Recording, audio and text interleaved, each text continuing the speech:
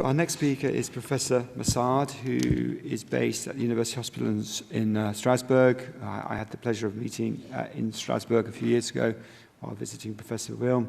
He's very kindly agreed to give us 2 talks this afternoon on the surgical management of pleural infection. Thank you very much. First of all, I wish to express my gratitude to the organizers of this meeting to invite me and to give me these 2 subsequent talks. It's now kind of a challenge to continue to speak after Dr. Maskell, but I will try to do my very best. When we are talking about pleural infection among surgeons, it has always a little bit the taste as going back to the dark Middle Ages. And that's why I love this picture here. Because it's a kind of bridge between past and future. This picture has been taken some 10 years ago at Vladimir Prokhanov's operating room in Krasnodar. First of all, for surgeons, we have to be pragmatic and simple, as we always are, and get back to some fundamentals. First of all, we have to distinguish 2 quite different situations. The one is the para-pneumonic empyema. That's what we are basically talking about today, but we should also have in mind that some empyemas are of secondary origin, and this usually leads to more complex surgical problems. The examples I have in mind are post-operative situations after lobectomy or pneumonectomy or esophageal surgery, mediastinitis, and sometimes also pleural reaction in the vicinity of a subdiaphragmatic abscess or spinal abscess. Whatsoever the origin of the empyema, the adequate treatment requires 2 simple things. The first one is to evacuate and clean the pleural space, and the second one is to re-expand the lung, which equals also the quotation that we obliterate the pleural space. Of course, in modern healthcare management, we have to take into account the cost, which means the duration of this treatment. To evacuate and clean the pleural space, we went already through drainage and fibrinolysis, so what is left for the surgeon is minimally invasive debridement or formal thoracotomy. And to re-expand the lung when it doesn't respond to simple clearance of the pleural space, that means that there is already some fibrotic encasement of the lung, then we need to go further, either to decortication or, if this fails, to fill the pleural space by myoplasty or to bring the chest wall down to the lung with thoracoplasty. Then, of course, the treatment should be fitted to the stage of empyema, and I just remember you the 3 stages which are generally accepted. The first stage, which is a very short period, where you have simple exudation and free fluid in the pleural space. The second stage is when Fibrinopurulent deposits lead to some loculation. This takes some 2 weeks, but may depend from one patient to another.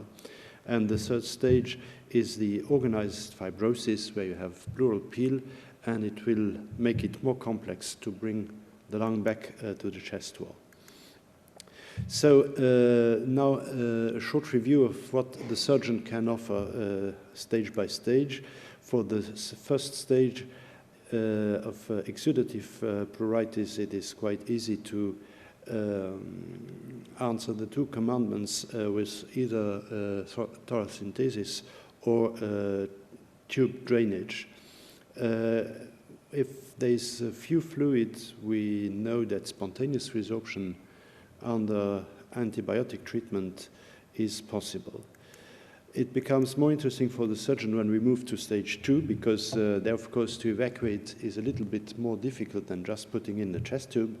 And actually, the 2 options which are concurrent are intrapleural fibrinolysis and minimally invasive debridement. There is a consensus among surgeons that early drainage, of course, is beneficial. The earlier the treatment, the better the outcome. And that biochemistry is interesting from a scientific point of view, but doesn't change that much in the all-day patient care.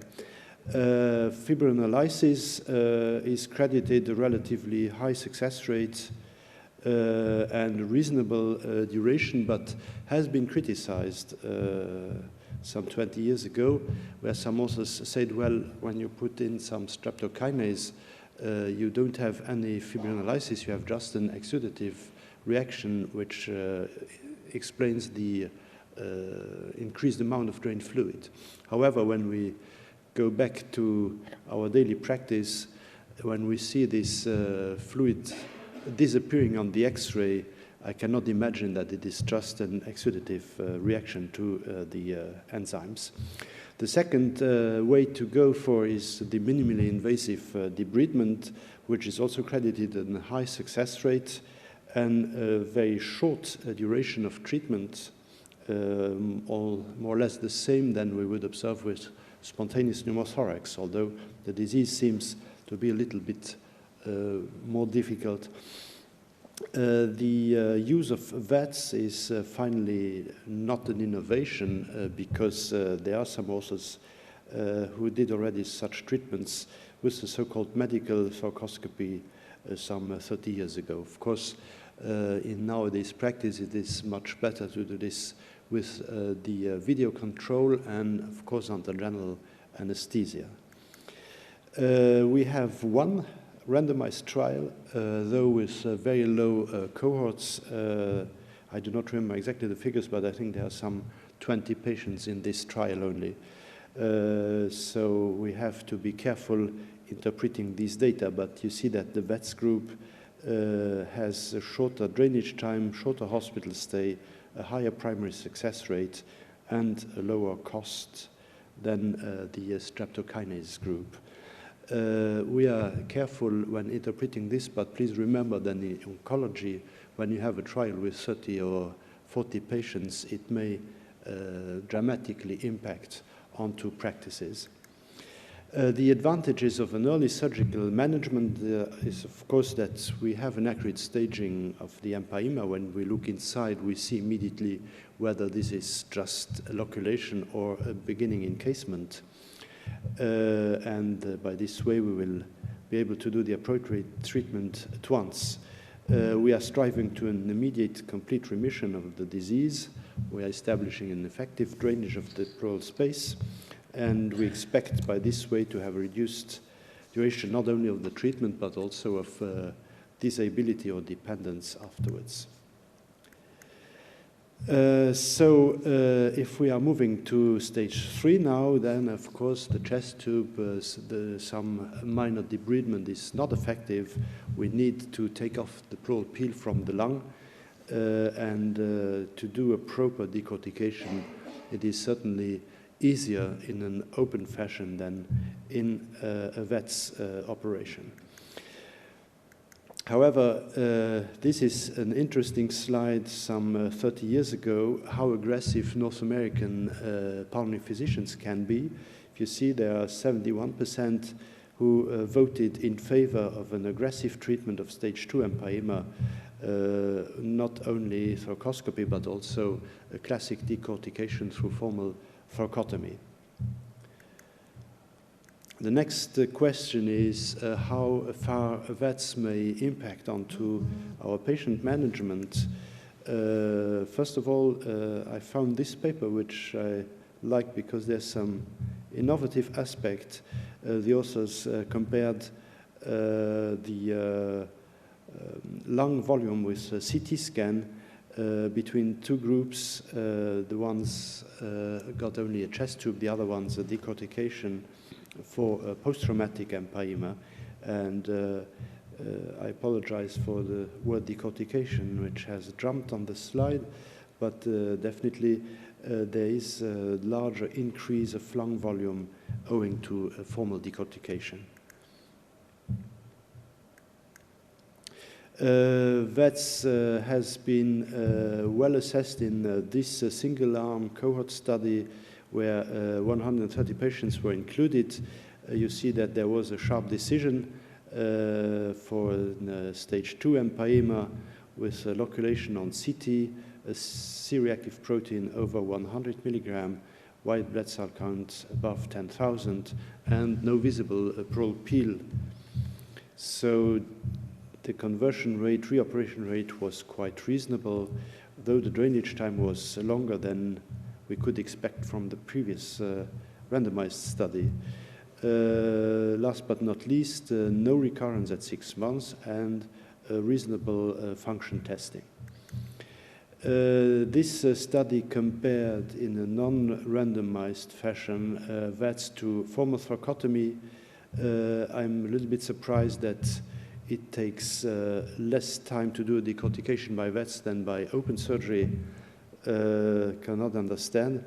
Drainage time shorter with VATS, post-operative stay and total hospital stay shorter, that's expected.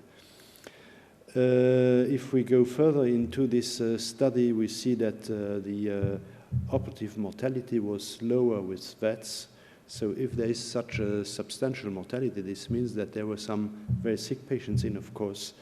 Less air leak, less need for post-operative ventilation, and less post-operative septicemia with VATS. What else can we say about VATS? This is a study coming from Rome, where we compare again in a non-randomized fashion 308 consecutive patients with stage 2 or 3 empyema this time. And there we have a comparable operative room time, but some mild advantage for VATS in terms of air leak, hospital stay, and disability. I'm a little bit surprised that people can resume with work 34 days after formal thoracotomy, but maybe the Italian patients are more resistant than the French ones. Is VATS preferable to thoracotomy? We have again a study from 2 institutions, and the technique was chosen with reference to the surgeon's preference.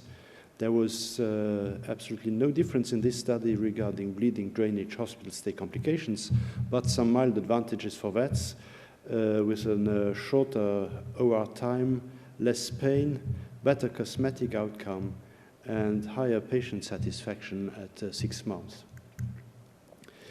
Which factors can be predictive of failure of VATS procedures in stage 2 empyema? In this study, the most important factor is the delay of treatment.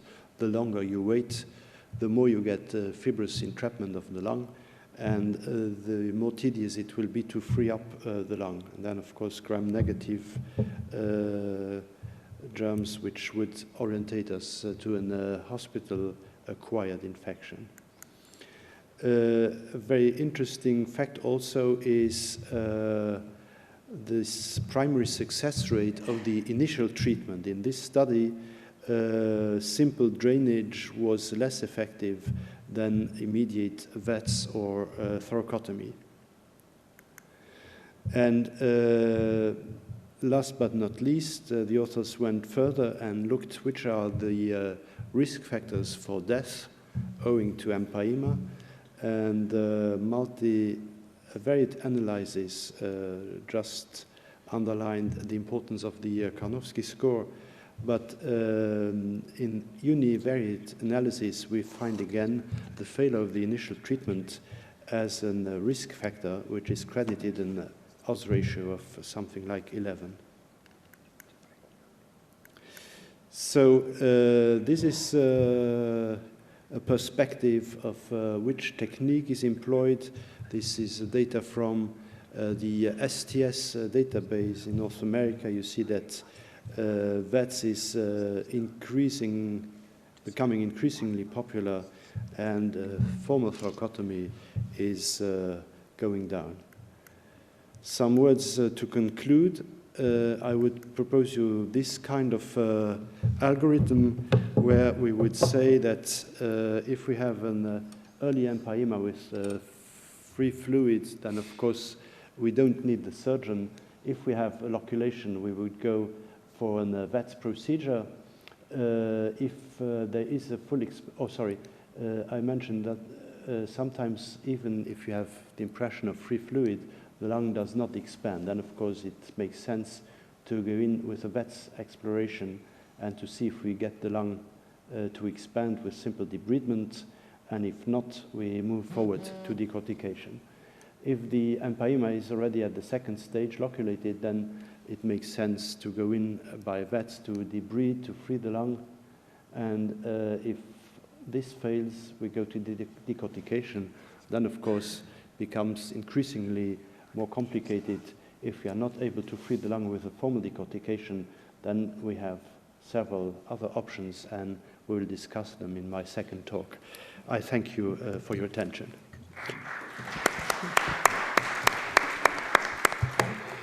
Thank you. I wonder whether Dr. Maskell would like to come back up. I think these two talks are very interesting and obviously represent an early and a late stage in the disease process. And certainly the impression I get is that most people are in agreement that you don't want to leave pleural sepsis for too long before intervening, or if the intervention is not working before proceeding with surgery. But could I ask the two of you how you decide or how you make sure that the patient isn't managed conservatively for too long and before the surgery when necessary? Would you like to answer? Okay. Well, that is a very good question, and if we stay now very pragmatic and not very scientific, it depends also how the patient is orientated. At our place, it is now quite usual that the patient coming to the emergency room is prioritarily directed to the surgical ward. So that we have absolutely no problem to get in quite quickly. There are some patients we would manage with chest tube and intrapleural streptokinase. This would be older patients with a high operative risk. This would be the patient for whom we cannot get an OR slot right away for technical reasons. But the factor we cannot control is when the patient comes to the emergency ward. And this depends a little bit on how quickly patients go and go to see their general practitioner. And there again, I think this is a matter of education, social level. And so far, I don't see how we can control this. I mean, I guess what we're trying to get from both the speakers is an understanding of when we should refer to the surgeons. I mean, we've touched on that already with you, Nick. We're trying to wheedle out between the two positions that you both presented. When should we refer? When should we be taking on these patients, ideally as a VATS procedure? I mean, just to add on my comments before, most of the large randomized controlled trials of large cohorts of patients with pleural infection, they've had symptoms for 10 days before they get to hospital. Most of them are antibiotics, started by their GP several days before admission.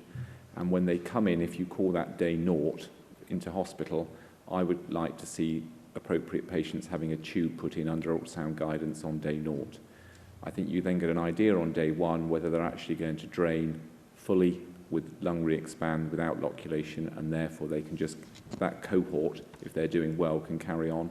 If not, then there's a small window for perhaps TPA and DNAs for 48 hours.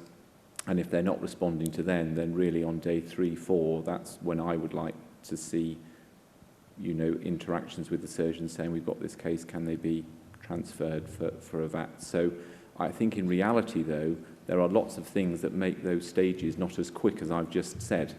And in an ideal scenario, I think that would be great, but things like weekends get in the way, and they might present to another team and just get to the respiratory physicians on day 3. So in reality, it's often stretched out far too long, in my opinion. But I think we should be referring on day 3 or 4 for a surgical VATS if they're not responding medically. Questions from the audience?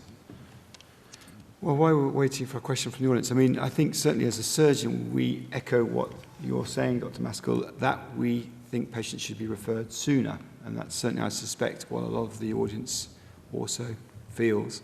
Any questions? May I add a short comment to what Dr. Mascal said right now? I think one of the good concepts in larger hospitals would be a kind of multidisciplinary discussion which does not need hours between the surgeon and the pulmonary physician, the same way as we would discuss a cancer case, the same way as we instituted now 4 years ago to discuss trauma patients, if we should go to operate or not. This would perhaps give a maximum of chances to the patient.